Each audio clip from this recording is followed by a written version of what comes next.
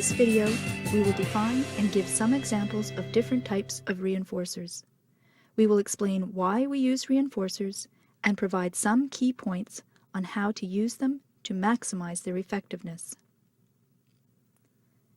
A reinforcer is anything contingent on a behavior that increases the likelihood of a behavior recurring. Simply put, reinforcers are rewards that we use to signal to a child that he or she has responded correctly and to encourage the child to respond the same way again. Reinforcers provide motivation and essential feedback to the child and strengthen learned responses. There are an endless variety of ways that you can reinforce a child. Here is a list of a few options.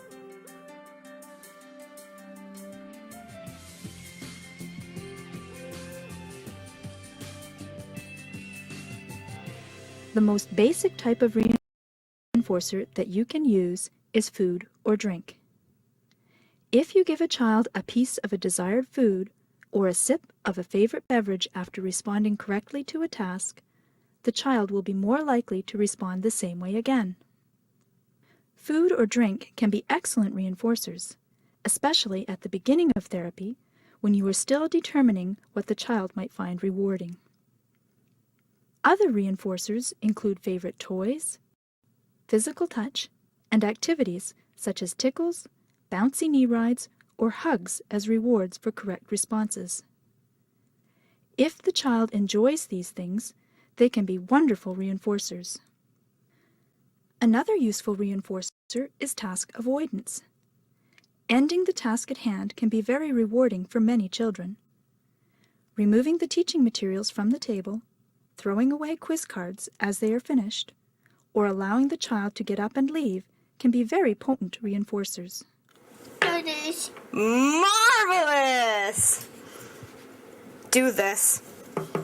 Do this. That's right, Corey! Do this. Do this. Wonderful! Do this. Do this. Amazing! Let's go play! Another important type of reinforcer is verbal praise.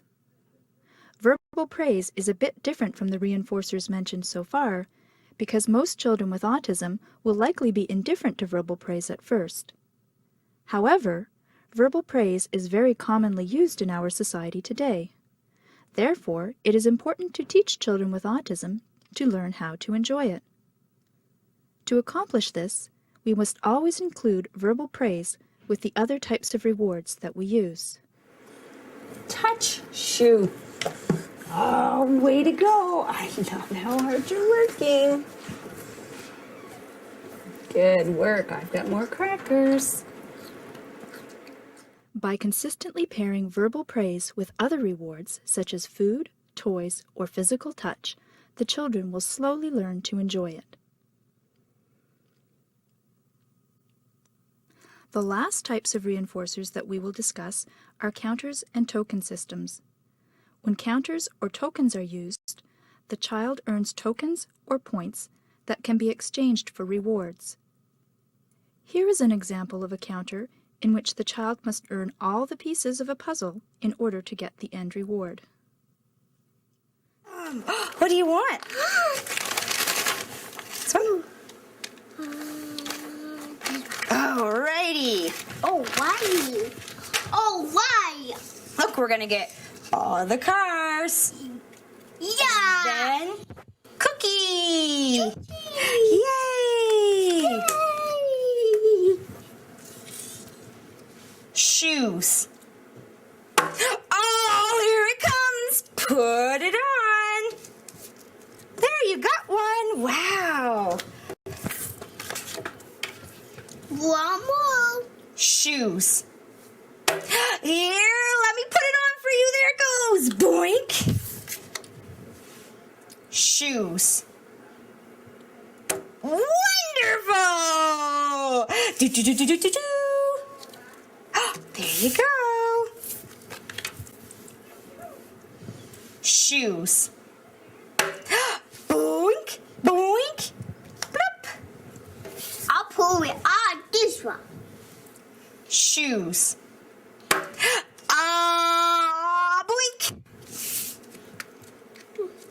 You need one more, then you get cookie. Shoes. Here it goes. Boink! Look, you got all your cars. Time for cookie. Yummy, yummy, yummy, yummy, yummy. Counters and tokens tend to be used when children are slightly more advanced in their treatment programs. They allow us to teach children to work for short periods of time without receiving a concrete reward. Many different kinds of counters can be generated, and we can vary the number of responses needed to get the end reward. Clap hands. Now that we have explained what reinforcers are, let's talk about why we use them. There it goes. One reason we use reinforcement is to provide feedback about the correctness of a response.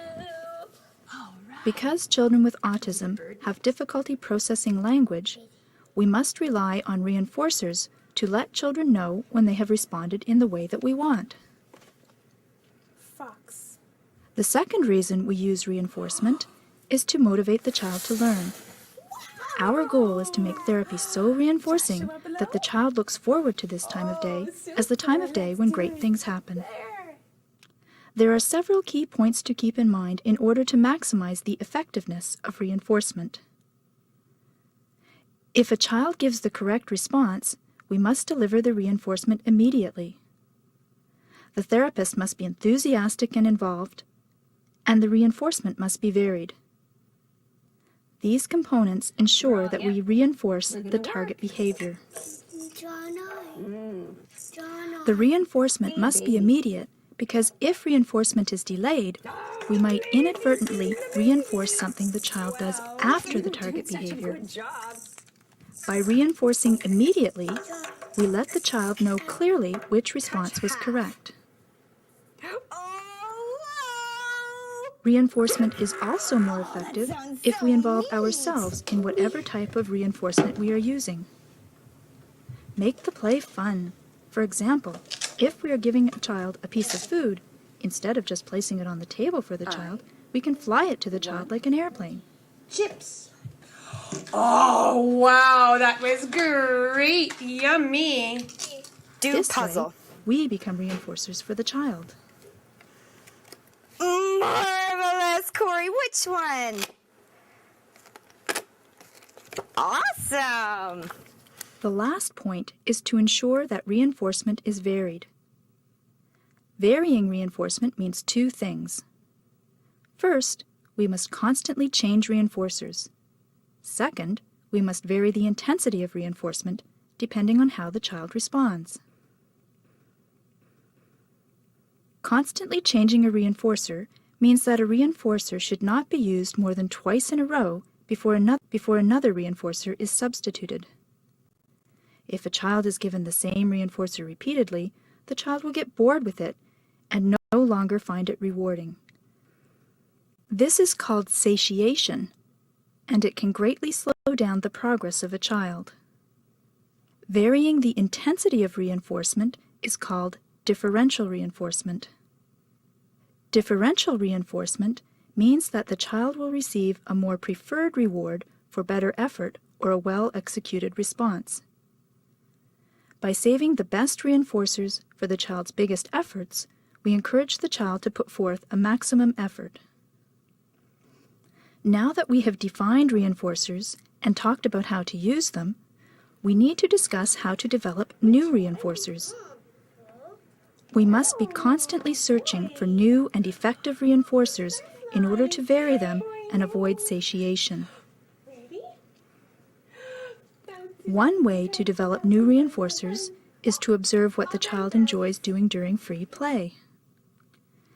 Favorite toys can be reserved for use in therapy or used as rewards after therapy. If the child likes television, he or she could earn tokens towards watching 5 minutes of television. Another way of finding new reinforcers is to modify a child's existing self-stimulatory behaviors. Gazing at a light, arm flapping, spinning, and lining things up in rows are all common self-stimulatory behaviors.